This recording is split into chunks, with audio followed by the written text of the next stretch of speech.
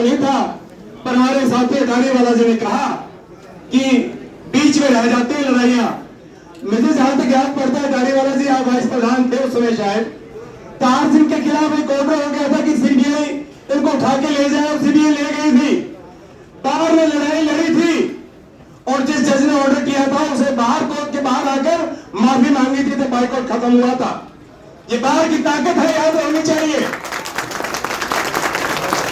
साथियों। याद ये भी रहना चाहिए 2019 अगस्त और जुलाई के आखिरी दिनों की याद दिलाना चाहता हूं मैं।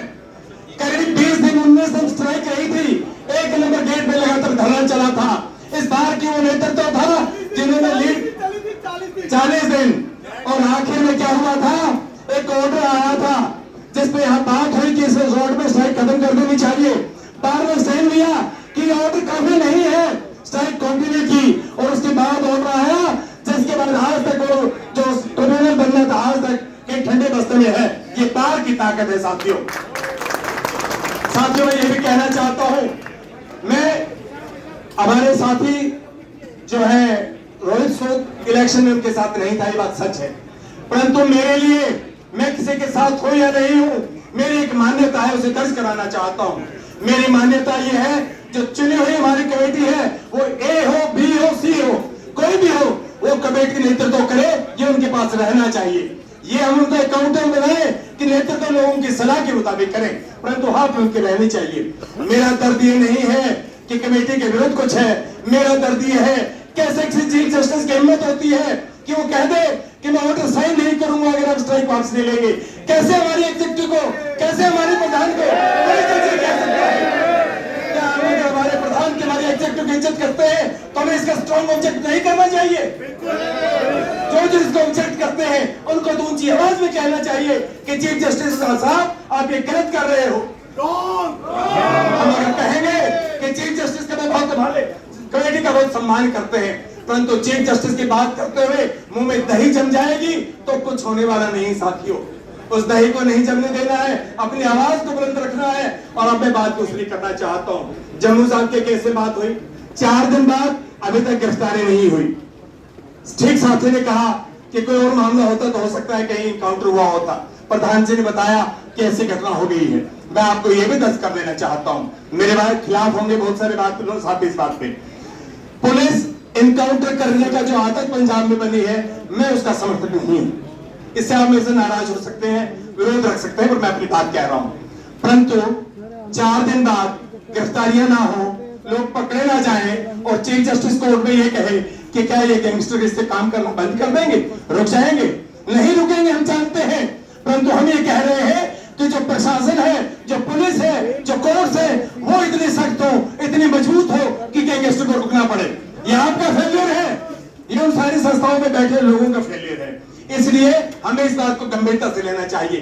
बराड़ साहब का केस हमने सुना, मैं एक बार फिर दर्ज कर देना चाहता हूं। आप ये ना समझे कि मैं कह नहीं रहा हूं, मैं कह रहा हूं, कह मैं ये रहा हूं कि मैं आम आदमी पार्टी के विरोधी रहा हूं।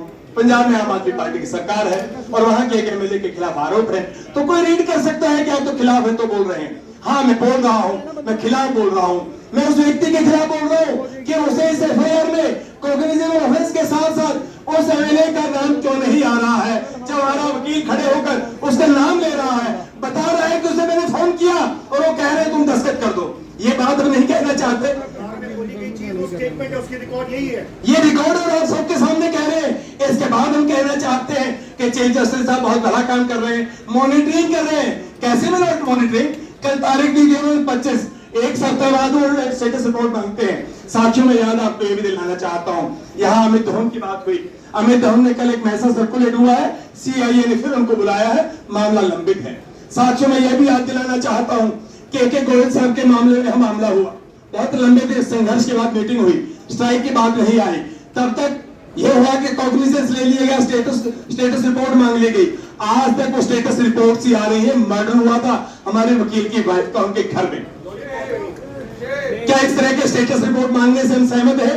क्या एक हफ्ता बाद, 10 दिन बाद, 15 दिन स्टेटस रिपोर्ट मांग ली जाएगी, उससे हमारा काम चल जाएगा? अगर साथियों अगर आपका काम चल जाता है तो मुझे कुछ नहीं कहना है। अगर आपका काम नहीं चल जाता है तो हिम्मत दिखाइए, हमारे क्लाइंट्स हैं, उनको जेल में रहना होगा, हम जानते हैं। जब नंबर नहीं आता जेल में तब भी रहना पड़ता है। हम जानते हैं कि हमारे साथ साथ वो भी कुछ कष्ट भोगेंगे, हम भी भोगेंगे, हमारी जेल में भी क्लाइंट नहीं आएंगे, पैसे नहीं आएंगे, परंतु संघर्ष करना होता है।